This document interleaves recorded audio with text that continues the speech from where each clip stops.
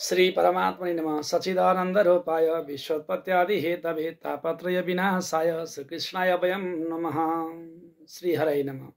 आदरणीय भक्तजनहरू, सबैभन्दा पहिले सच्चिदानन्द स्वरूप भगवान पूर्णब्रह्म परमात्मालाई, कैलाशपति भोले बाबा, हिमवत खण्ड भित्र रहेका समस्त देवी देवताहरूलाई प्रणाम गर्दै हामी हिमवत खण्ड नेपाल महात्म्य कथा वाचन प्रसङ्ग अन्तर्गत आज यस अध्यायमा कति कथा विस्तार गर्दछौँ भने जब कैलाशपति भोले बाबाको असीम कृपा भयो, राजा हिमालय राज संसारमा सर्वोत्कृष्ट भएर समस्त लोक कल्याण गर्नका लागि समस्त देवी देवताहरूलाई आश्रय भूमिका रूपमा विराजित भइबक्सियो। जब राजा हिमालय भगवान कैलाशपति भोले बाबाको कृपा पात्र अर्थात् भगवान शिवजीबाट आशीर्वाद प्राप्ति गरेपछि धन्य धन्य भगवान भोले बाबा भन्दै भगवानका चरणारविन्दको हिमालय राज र महारानी मेनुकाको साथ स्तुति वन्दना गर्नुभयो।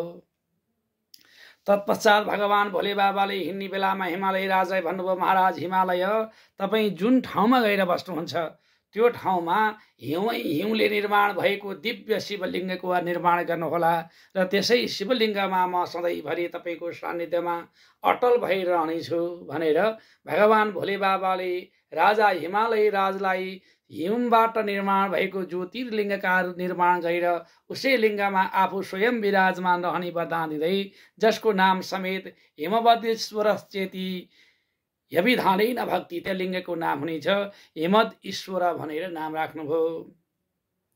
र यता भगवान भोले बाबालाई दण्डवत प्रणाम गरेर हिमालय राज पनि भगवान शिवजीका नाम चिन्तन गर्दै गर्दै तब पशुपतिनाथ भगवानका सान्निध्यबाट बागमती पार गर्दै तब पूर्वपट्टिका लोक अर्थात् दिशातिर प्रस्थान गर्न लाग्नुभयो। कारण पूर्वका क्षेत्र हुँदै हुँदै उत्तराखण्डमा गएर विराजमान रहनका लागि महाराज हिमालय जब बागमती तरेर अगाडि लाग्नुभयो तब सान्निध्यमा जगत जननी माता भगवती गुह्यकालीको दर्शन गर्नुभयो।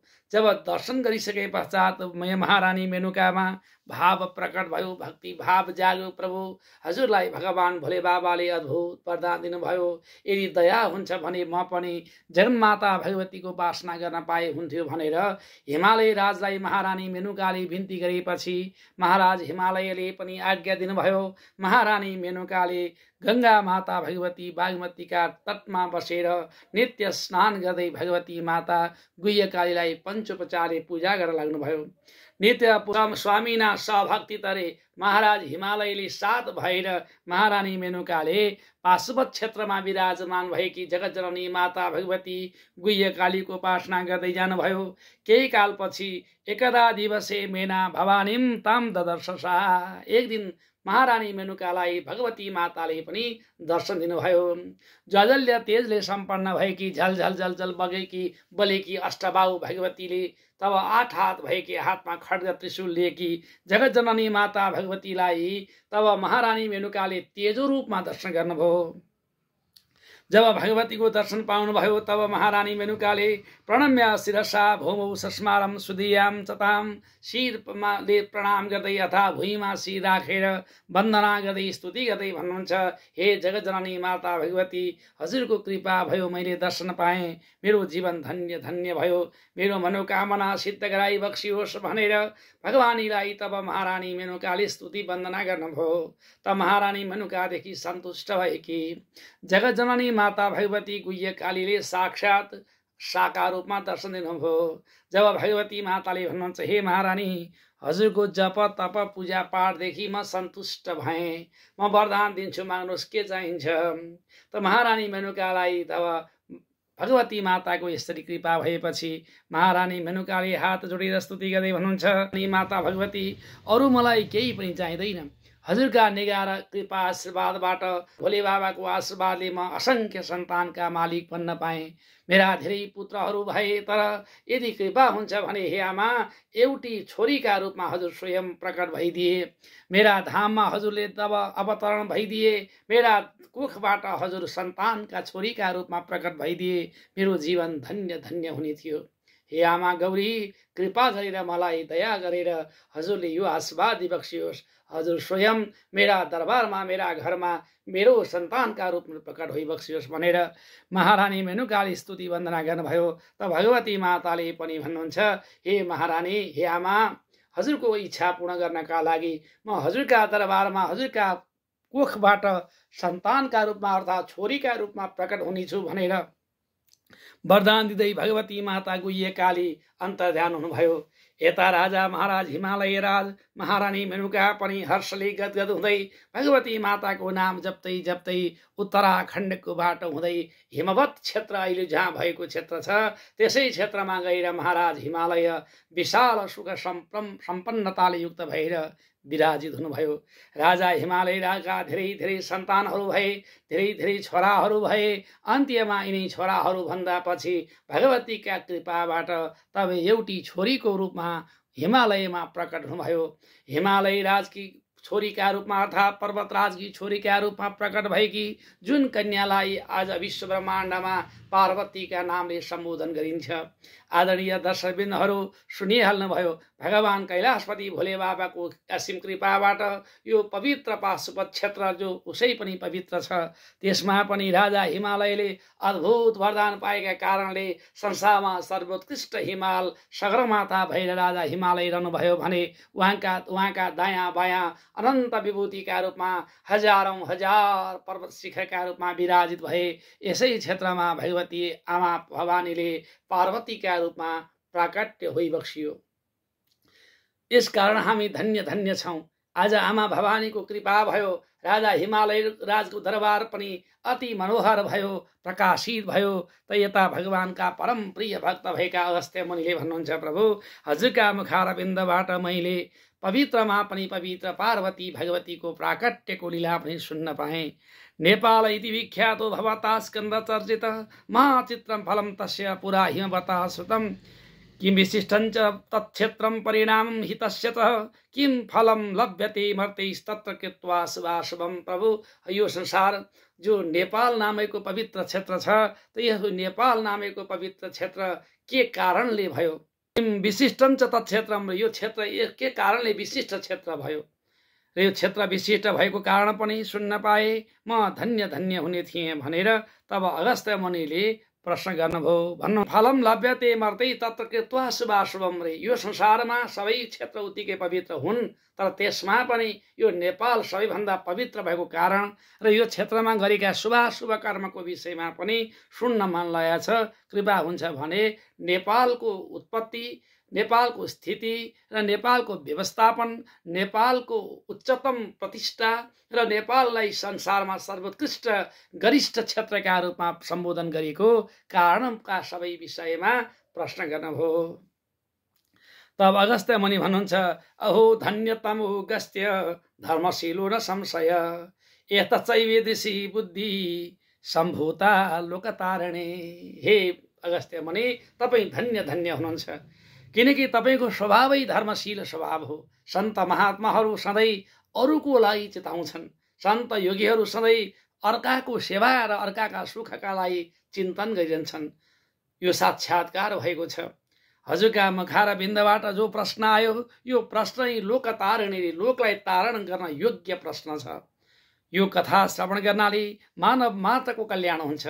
समस्त लोक कल्याण गर्नेवाला पवित्रमा पनि पवित्र जो प्रश्न गर्नुभयो यसको उत्तर म दिन्छु, सुन्नुहोस्। तस्य महात्म्यं श्रवणा याधुना हिते सुनिष्ठा जायते भूय सर्वजनोपकारकम।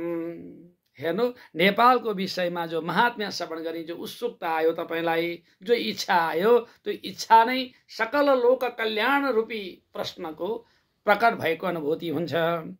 हेर्नु, भक्तलाई सधैँ कल्याण गर्ने, भक्तको दया गर्ने र अर्काको दुःखलाई सधैँ आफ्ना दुःख सम्झेर तब अर्काको दुःखलाई समाधान गर्नलाई तत्पर हे योगीराज शृणुवत्स प्रवक्ष्यामि तन महात्म्य महाफलम।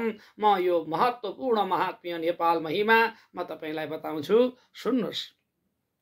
नियम यो मुनि धीमान यसित पुरा महातप मरिचिरे स्तनया चैग सर्वसत्व दया पर। प्राचीन कालका बीचमा एकजना मरिची नामेका ऋषिदेव हुनुहुन्थ्यो। त यिनी मरिची ऋषिका वंशमा उहाँका सन्तानका रूपमा निर्नाम गरेका मुनिको जन्म भयो।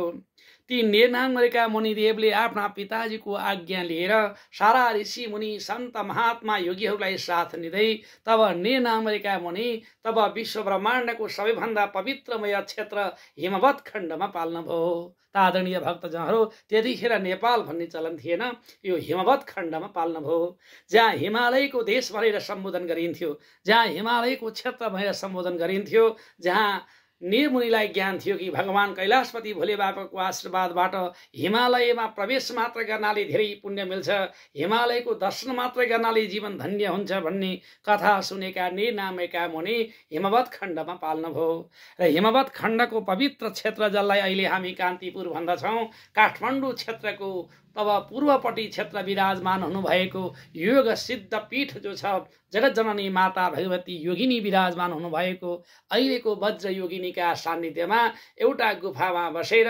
निर्नामका मुनिले कठोर तपस्या गर्नुभयो। तपस्या गर्दा गर्दै धेरै कालपछि जगतजननी माता भगवती योगमाया त योगिनी माता भगवती प्रकट हुनुभयो र भगवती माता प्रकट भएर भन्नुहुन्छ, भो भक्त ने मुनि श्रेष्ठ तपसा ते च सन्ततम तुष्टोहम ते वरम दास्यम शृणुपुत्र समाहित भन्नुहुन्छ। हे भक्त, हे नेमुनि, तब तपाईँ पुण्यात्माहरूमा श्रेष्ठ हुनुहुन्छ। हे सन्त योगी, हजुरका तपस्यादेखि म साह्रै सन्तुष्ट भएँ। आजसम्म यो क्षेत्रमा तब कसैले आएर यस्तो कठोर तपस्या गरेका थिएन। आज तपाईँले आएर जुन कठोर तपस्या गर्नुभयो, यो तपस्याका प्रभावबाट हे पुत्र, हे भगवत भक्त शिरोमणि, म सन्तुष्ट भएको छु। वरदास्य, म वरदान दिन्छु। वरदान दिन्छु, के चाहिन्छ भन। तम सिद्धो भव भक्तेषु देहेना अनेन हे मुने, तम सिद्धो भव भक्तेषु देहेना अनेन हे मुने अद्यादि क्षय पर्यन्त ततोमयी प्रलयसे। के भन्नुभयो? हे मुनिराज, आजदेखि तपाईँ सिद्ध पुरुषका रूपमा सम्मानित हुनुभयो। आजदेखि तपाईँ सिद्ध रहनुभयो र तपाईँले गरेको कठोर तपस्याका प्रभावबाट अनन्तकालसम्म पनि तपाईँको नाम संसारमा प्रकाशित भइरहनेछ। तुञ्च पालयमे हे वत्स चेतम स्थानम निरन्तरम। हे वत्स, यो क्षेत्र सधैँभरि तपाईँकै सेवा भावबाट पालित रहनेछ र सधैँभरि तपाईँकै सान्निध्यताका प्रभावबाट यो क्षेत्र तब सम्मानित र प्रकाशित हुने कारणले गर्दा तपाईँ सधैँभरि संसारमा तपाईँको नाम संसारमा सधैँभरि प्रकाशित रहिरहनेछ। हे बाबु, यहाँबाट पश्चिमपट्टिका क्षेत्रमा पाशुपत नामेको क्षेत्र छ। आमा भगवतीले निरमुनिलाई भन्नुभयो, बाबु, यहाँबाट पश्चिमपट्टि पशुपति नामेको क्षेत्र छ, जसलाई पाशुपत क्षेत्र भनिन्छ। तब त्यो पाशुपत क्षेत्रमा भगवान कैलाशपति भोले बाबा ज्योतिर्मयका स्वरूपमा विराजमान भइबक्सिया छ। तब ती गएर पशुपतिनाथको नित्य सेवा र आराधना गर्नु र जसको प्रभावबाट संसारमा सधैँभरि सुख शान्ति मिल्नेछ, लोक कल्याण हुनेछ र सबैलाई राम्रो राम्रो ज्ञान दिनु, राम्रो राम्रो शिक्षा दिनु र सबैलाई नियम उपासनाका विधिहरू बताउनु। हे बाबु, तिमी गएर पशुपत क्षेत्रमा बस, जहाँ केही वर्षपछि बागमती नामकी गंगा पनि आउनु हुनेछ। त आदरणीय भक्तजनहरू, यो कथाबाट के प्रमाणित हुन्छ भने बागमती गंगाको उत्पत्तिको समय कति भयो यो हामीलाई थाहा छैन।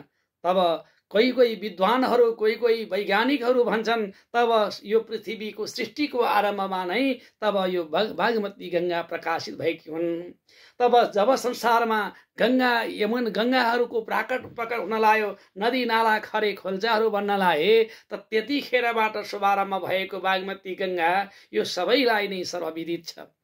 त यस्ती बागमती गंगा जब प्रकट हुनुभन्दा अगाडि नै भगवान पशुपतिनाथ आउनुभएको हुनाले अब पशुपतिनाथ भगवानको आयुकल्य पत्ता लाउनु। आदरणीय भक्तजनहरू, पशुपतिनाथ आदि मध्य र अन्त्य सधैँभरि स्थिर रहिरहनेवाला, विश्वलाई आनन्द दिनेवाला ज्योतिर्मय स्वरूपका रूपमा विराजमान भइबक्सिया छ। यसकारण पशुपतिनाथ भगवान भनेको संसारमा भएका ज्योतिर्लिङ्ग जति छन् ती अनन्त ज्योतिर्लिङ्ग भन्दा पनि सर्वोत्कृष्ट ज्योतिर्लिङ्ग हो। त हे मुनिराज, तपाईँ ती गएर भगवान पशुपतिनाथको सेवा गर्नुहोस् र त्यहाँका स्थानीय भागवत प्रेमी भक्तहरूलाई नीति र नियमका शिक्षा दिनुहोस्। तपाईँले भगवान पशुपतिनाथको पूजा गरेका प्रभावबाट त्यो क्षेत्र आनन्दमय बन्नेछ र तपाईँकै सेवाका प्रभावबाट संसारमा सबैले तपाईँकै नामले यो क्षेत्रलाई सम्मान गर्नेछन् भनेर जगतजननी माता भगवती वज्र योगिनीले जब नेमुनिका सान्निध्यमा प्रकट भएर वरदान दिनुभयो र आदरणीय भक्तजनहरू तब माता भवानीलाई दण्डवत प्रणाम गर्दै नेमुनि आएर पाशुपत क्षेत्रमा बसेर त भगवान भोले बाबाको उपासना गर्नुभयो। पशुपतिनाथ भगवानबाट उत्तरपट्टिका कोणमा अहिले भएको बागमतीका तटको पश्चिमपट्टि क्षेत्रमा जुन गुफा छ, जुन गुफालाई नारायण सिद्ध क्षेत्र भनिन्छ, नारायण तीर्थका रूपले सम्मानित गरिन्छ, जहाँ आएर भगवान पहिले बद्रीनारायण जानुभन्दा अगाडि नारायण भगवानले त्यसै क्षेत्रमा आएर स्नान गरिबक्सिया थियो। नर र नारायण दुवैजनाले त्यहाँ स्नान गरेको जुन क्षेत्र हुनाले, जुन तीर्थ हुनाले गौरीघाट भन्दा तल्लापट्टि पशुपतिनाथ भन्दा माखलापट्टिको जुन क्षेत्र छ, कैलाश पर्वतको फेदीमा बागमतीको तटमा रहेको क्षेत्रको नाम हो नारायण तीर्थ।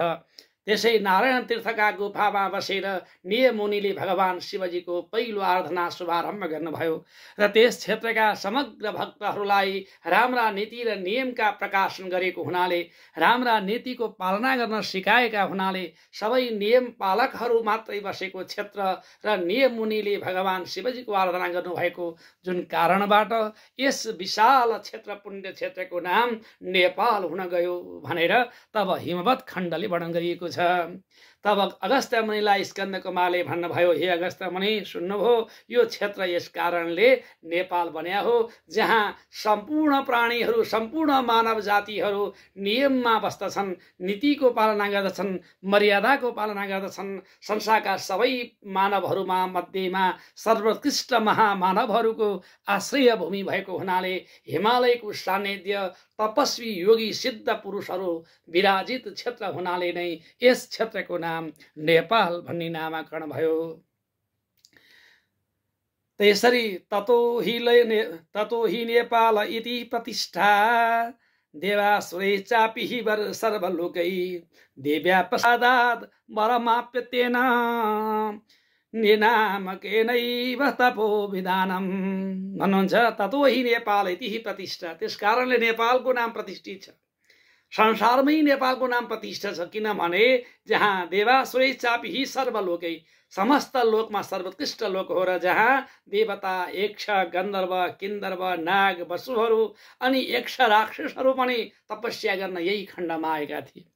आदरणीय भक्तजनहरू, त्यसो भएर कहिलेकाहीँ त ती राक्षसहरू तपस्या सकेर अन्तै जान्थे पहिला पहिला, अहिले तपस्या सकेर पनि यसै क्षेत्रमा पुनर्जन्म लिएर आएका हुनाले कोही कसैले गर्दा नेपाल भूमिको अपवाद हुन लाग्यो। नेपाल भनेको त्यो क्षेत्र हो, त्यो धन्य भूमि हो जहाँ देव्य प्रसादात् वरमाप्य एनते, तब देवी माता भगवतीको प्रसादबाट, पशुपतिनाथ भगवानका प्रसादबाट सबै सुखी, सबै आनन्दित, सबै ज्ञानी निष्ठावान व्यक्तिहरू विराजित हुने क्षेत्र हुनाले यस खण्डको नाम नेपालपुरी रहेको हो।